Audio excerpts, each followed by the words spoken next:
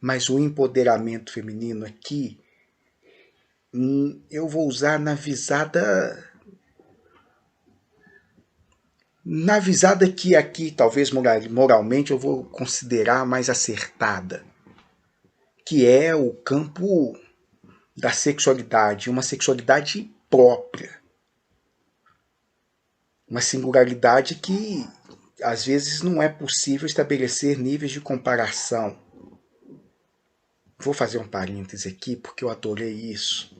Estávamos lá no Encontro Nacional e o professor Lúcio entrou nessa seara, dessas loucuras todas que a gente está vivenciando na sociedade contemporânea, pós-moderna, e ele trouxe a contextualização do movimento feminino numa ótica que eu achei interessante, e é nessa ótica que eu estou aqui trabalhando, ou pensando junto. A ótica é, os caras vão para a guerra, desde a primeira, tem a segunda também, mas o boom aí acontece da Segunda Guerra, os caras vão, e quando eles voltam, esses postos de trabalho estão lá ocupados pelas esposas deles, ganhando dinheiro, fazendo o mesmo trabalho que eles, às vezes de uma forma muito mais bem feita.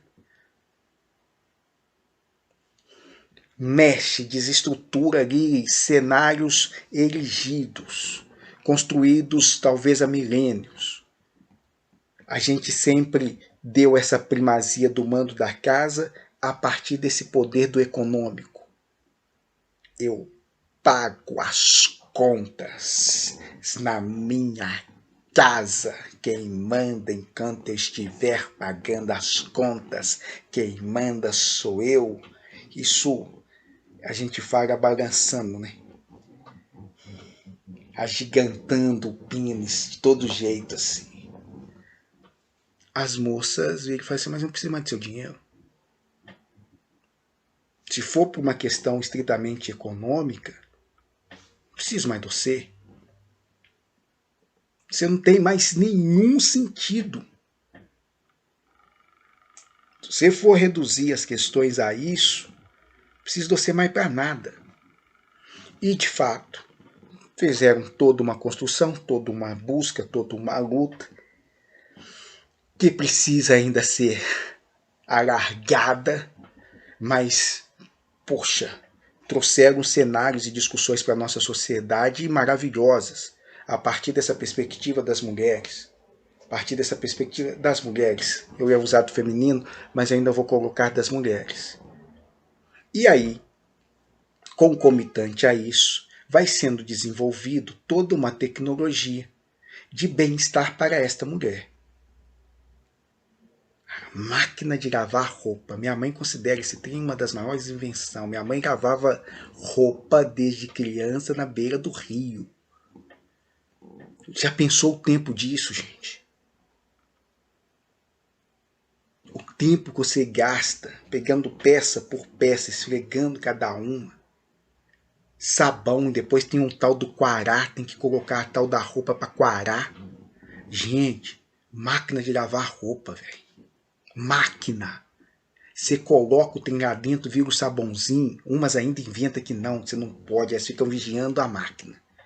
Tem umas, meu Deus do céu, vou falar delas não. Fica mais perfumada que a nossa mesmo, mas joga o trem lá dentro, depois de 1 hora, 2 horas, ela acaba, você só estende uma centrifuga, aquele trem sai seco. Agora tem a secadora também, você não precisa nem esperar mais o sol.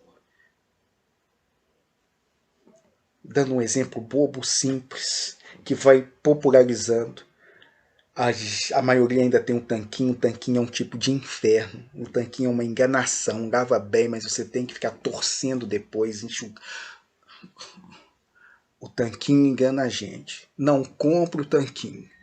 Espere mais um pouco, parcele mais vezes e compre a tal da máquina de lavar. Aquilo resolve mesmo. O tanquinho, eu te conheço. Eu sei do que eu estou falando. Eu sou um homem de casa também. Mas enfim, o tanquinho. Mentira, a máquina de lavar revoluciona esse tempo. E junto com isso, outras diversas tecnologias. Mas o ponto que eu quero chegar é que quando essa mulher caminha, chega nesse lugar, ela começa a olhar em volta, quem que ela vai se comparar, com qual o lugar que ela vai construir, ela olha para o maldito dos homens. A referência maior dessas mulheres que fizeram e fazem cotidianamente todo esse trabalho de desconstrução, que estão muito à frente, é parar, ver um boçal, que é o homem, e tê-lo como parâmetro de. E aí o Lúcio vira e fala assim, começa a usar calça, começa a cortar o cabelo curto, começa a fazer um monte de coisa cujo parâmetro é esse homem. Nós estacionamos parte da nossa revolução aí. Vou dar um exemplo, que é uma coisa boba, mas que dialoga com isso. A gente está aqui diante desse notebook e tem um teclado. Estou aqui diante desse telefone celular que tem o touch screen. Os caras que estão mexendo na programação na década de 60, da década de 70, eles viram e falam assim, o teclado paralisou o desenvolvimento tecnológico da informática durante décadas. Porque o teclado é a máquina de datilografia. Então os caras estavam ali com um potencial imenso, que é esse. Eu toco. Pego aqui, toco e faço tudo pelo toque. Não, a gente trouxe a máquina de datilografia para cá. Estacionou. Saio desse recorte e volto para as lindas, maravilhosas mulheres ativistas feministas que trouxeram um desenvolvimento ferrado para nós enquanto sociedade. Mas o parâmetro delas, ou de muitas, da maioria, especialmente das militantes mais, é masculino. E aí a revolução, que eu fico daqui fazendo votos e sopro, é: vocês estão num lugar que não tem volta. Vocês estão num lugar que não tem parâmetro do passo seguinte.